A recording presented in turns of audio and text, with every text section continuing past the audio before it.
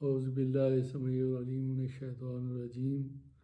بسم اللہ الرحمن الرحیم ربی اشرح لی صدری ویسر لی امری واحلل عقدۃ من لسانی یفقہوا قولی اللہم صلی علی محمد وعلی آل محمد وبارک وسلم۔ آج کی ہم اس مختصر نشست میں یہ کوشش کریں گے تھوڑا سا اس کو سمرائز کرنے کی کہ ہمارے بہت پیارے علامہ اقبال جو ہمارے حکیم الامت بھی ہیں اور مصور پاکستان بھی ہیں، وہ ان کا قرآن اور صاحب قرآن صلی اللہ علیہ وآلہ وسلم سے کیسا تعلق تھا، کیسا رابطہ تھا۔ یہ آپ لوگوں نے سنا ہوگا یا پڑھا ہوگا کہ علامہ صاحب جب قرآن پاک کی تلاوت کرتے تھے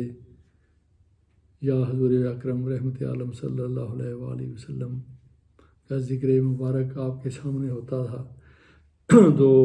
علامہ صاحب کی آنکھوں میں آنسو کی جھڑی لگ جاتی تھی، اور بعض تو یہاں تک بھی ہے کہ جی وہ اتنی ان پہ دقت طاری ہوتی تھی کہ قرآن کے صفحات جو ہیں وہ گیلے ہو جاتے تھے۔ تو خود اقبال کیا کہتے ہیں، اقبال کی کون سی شاعری ہے جو عوام تک نہیں آنے دی جاتی؟ عوام تو بس دو چار شعروں تک ہی ہے کہ وہ لب پہ آتی ہے دعا اور خود ہی کو کر بلند اتنا، بس یہاں تک ہی ہے، لیکن اس کی جو باقی اس کے جو خیالات ہیں وہ تقریباً منظر نہ کسی نصاب میں ہم نے دیکھے ہیں اور نہ کہیں اور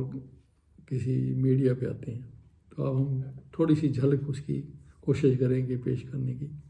کہ علامہ صاحب خود کیا فرماتے ہیں کہ ان کا کیا تعلق ہے قرآن پاک سے اور صاحب قرآن رحمت عالم صلی اللہ علیہ وسلم سے۔ ایک ان کا فارسی کا شعر ہے کہ من بندہ قرآن اگر جاندارم من خاک سارے راہ محمد مختارم گر نقل کنم جوزیں کس از گفتارم بیزارم و ازاں سخن بیزارم، کہ وہ فرماتے ہیں کہ میں قرآن سے وابستگی کی وجہ سے، جو میرا قرآن سے اور صاحب قرآن سے جو میرا وابستگی ہے اس کی وجہ سے میں زندہ ہوں، اور میں حضرت محمد مصطفیٰ رحمت للعالمین صلی اللہ علیہ وسلم کی راہ مقدس کی مٹی ہوں۔ اگر کوئی مجھے قرآن اور صاحب قرآن کے علاوہ مجھے کسی چیز سے کسی بھی حوالے سے وابستہ کرنے کی کوشش کرے تو میں اس سے بیزار ہوں اور ہزار بار بیزار ہوں، یہ اقبال کہتے ہیں۔ اور ایک انہوں نے بڑا خدشہ ظاہر کیا ہے جس کو پڑھ کے بندے کی روح کانپ جاتی ہے۔ وہ فرماتے ہیں کہ ترسم آن روزے کے محرومش کنند آتش خود بردل دیگر جنند، کہ میں اس دن سے ڈرتا ہوں کہیں ایسا نہ ہو کہ ہم جو قرآن پاک میں تفکر و تدبر سے دور ہو گئے ہیں اس کو صرف اپنے مرنے والوں کے لیے رکھ چھوڑائے، تو کہیں ایسا نہ ہو کہ وہ جو سوز قرآن ہے وہ مسلمان کے سینے سے نکال کے کسی اور کے سینے میں منتقل کر دیا جائے۔ یہ بڑی ہی لمحہ فکریہ ہے جس پہ سب کو سوچنا ہے۔ وہ فرماتے ہیں کہ قرآن کے بارے میں ان کے کچھ اور بھی اشعار ہیں کہ یہ راز کسی کو نہیں معلوم کہ مومن قاری نظر آتا ہے حقیقت میں ہے قرآن،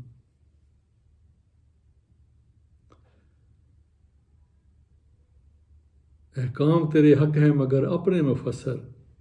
تعویل سے قرآن کو بنا سکتے ہیں پازند زرتشت پارسیوں کی کتاب۔ اور پھر یہ انہوں نے فرمایا کہ گر تو می خواہی مسلمان زیستن نیست ممکن جز بقرآن زیستن، کہ اگر آپ لوگ مسلمان کے طور پہ زندگی گزارنا چاہتے ہیں تو یہ قرآن کے بغیر نہیں ہو سکتا کہ آپ کہ قبائے لا الہ خونی قبائست کہ بر بالائے نام مردان دراز است، تو پھر نہ مردوں کے قد سے یہ جو شرٹ ہے قمیض ہے یہ بڑی ہے، قرآن کے بغیر یہ ممکن نہیں ہے۔ اور باقی جو اقبال کا کلام ہے وہ بھی جیسے انہوں نے شروع میں نے وہ بتایا کہ خود کہہ رہے ہیں کہ میں اگر کوئی مجھے قرآن اور صاحب قرآن کے علاوہ کسی چیز سے وابستہ کرنے کی کوشش کرے یا اس کا اظہار کرے تو میں اسے بیزار ہوں۔ تو باقی ان کے کلام میں یہی اس کا قرآنی تعلیمات کا نچوڑ ہی ہے۔ اس میں چونکہ ماشاءاللہ ان کا کلام بہت پرشین اور اردو بہت زیادہ مطلب کہ پھیلا ہوا ہے، اس کو سمرائز تو نہیں کر سکتے لیکن جسٹ تھوڑا سا ایک سرسری جائزہ لے سکتے ہیں۔ بالکل مثلاً ان کی میں چند کہ جو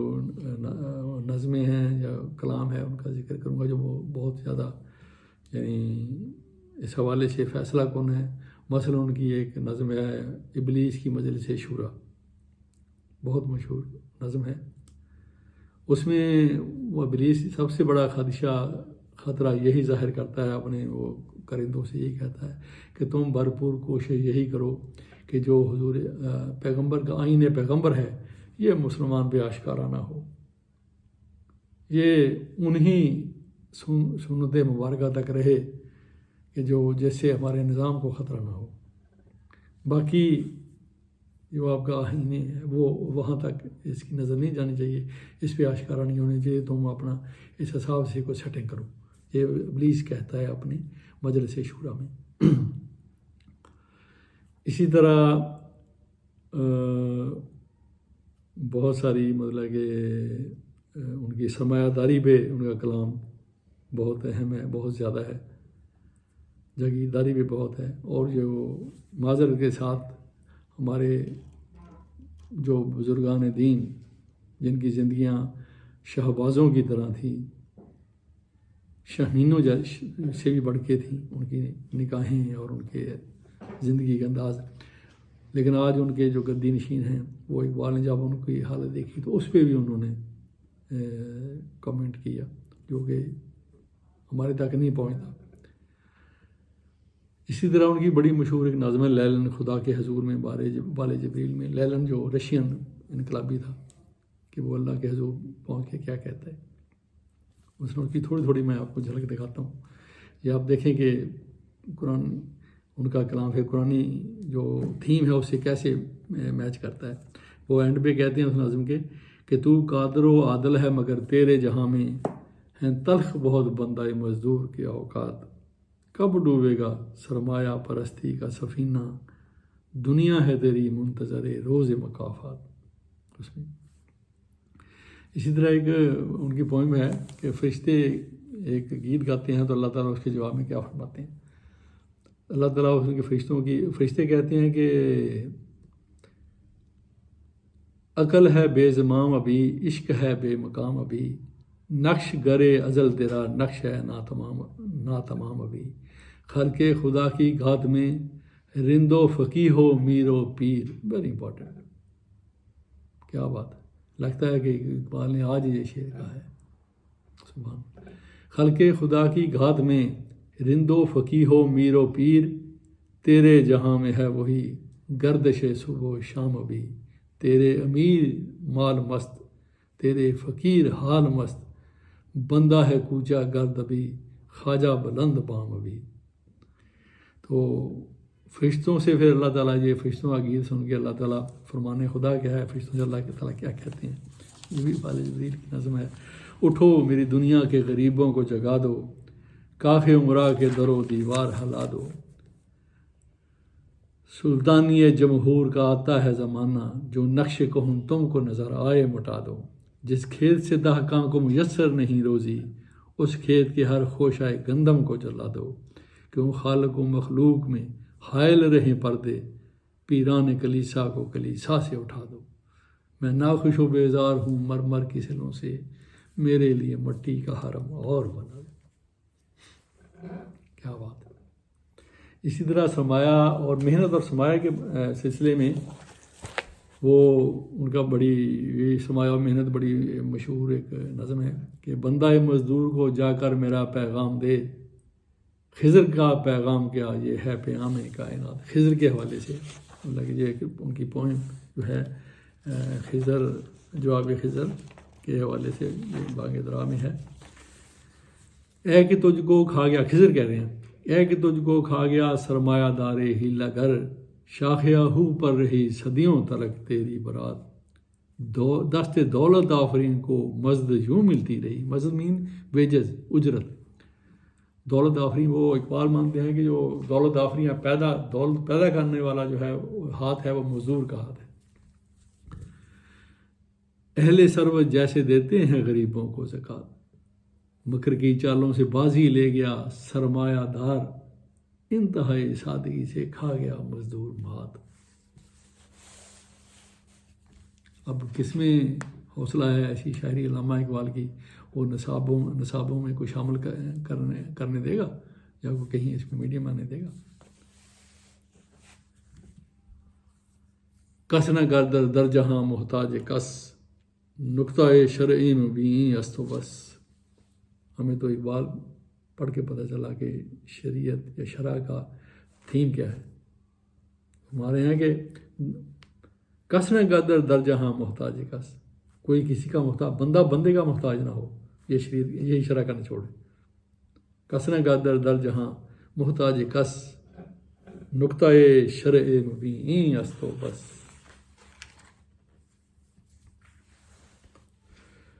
یہ ایک جسٹ جھلک ہے کہ ہم دوستوں کی مہربانوں کی سہولت کے لیے کلپ کو بھی ذرا سمارٹ رکھنا ہوتا ہے، پھر انشاءاللہ اس پہ کوشش کریں گے۔ بلکہ ہمیں کچھ دوستوں نے یہ بھی کہا ہے کہ مثنوی مولانا روم، جس کو پرشین کا قرآن کہا جاتا ہے، اس پہ بھی چھوٹے چھوٹے کوئی کلپس بنائیں، انشاءاللہ اس پہ بھی شروعات کریں گے۔ تو یہ ایک جھلک تھی علامہ اقبال کے کلام کی جو ہمارے تک کم ہی پہنچتا ہے۔ اسی طرح ان کا تھا اقبال کا جو گدی ہمارے کا سلسلہ ہے ادھر،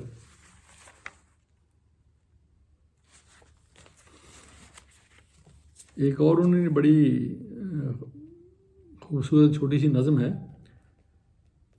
وہ جو حکمران ہوتے ہیں، بادشاہ ہوتے ہیں، ایک مطلب کہ ایک اسکول آف تھاٹ ان کو بانج طبقہ کہتا ہے کہ وہ جو کچھ پیدا نہیں کر سکتا، ہے بھی ایسا ہی۔ لیکن اس کے بارے میں وہ کیا کہتے ہیں اس بانج طبقے کے بارے میں گدے میں ایک دن ایک رند زیرک نے کہا، ہے ہمارے شہر کا والی گدائے بے حیا، تاج پہنایا ہے کس کی بے کلاہی نے اسے، کس کی اریانی نے بخشی ہے ایسی زرنی قبا، کس نے ننگا رہ کے اس کو شاہی پوشاکیں پہنائی ہیں، کس کی محنت، کس کی خون پسینے کی کمائی پہ یہ پلتا ہے، اس کے آوے لالا گوں کے خون دہکاں سے کشید، تیرے میرے کھیت کی مٹی ہے اس کی کیمیا، اس کے نعمت خانے کی ہر چیز ہے مانگی ہوئی، دینے والا کون ہے مرد غریب بے نوا، آئے ہے مانگنے والا گدا ہے صدقہ مانگے یا خراج، کوئی مانے یا نہ مانے میر و سلطان سب گدا۔ اور مرید جو تھوڑا سا جس کو تفکر و تدبر کی عادت ہو یا اس کو تفکر و تدبر کی توفیق ملے تو وہ کیا کہتا ہے اقبال کی نظر میں، کہ وہ کہتا ہے کہ ہم کو تو میسر نہیں مٹی کا دیا بھی، گھر پیر کا بجلی کے چراغوں سے ہے روشن، نذرانہ نہیں سود ہے پیران حرم کا، ہر خرقہ سالوس کے اندر ہے مہاجن، میراث میں آئی ہے انہیں مسند ارشاد، زاغوں کے تصرف میں عقابوں کے نشیمن۔ زاغ کہتے ہیں کوے کو، عقاب ایگل شاہین، وہ شاہین تھے اب ان کے گھونسلوں میں کبے بیٹھے ہیں۔ سوچیے گا ضرور. جزاک اللہ. الحمدللہ رب العالمین.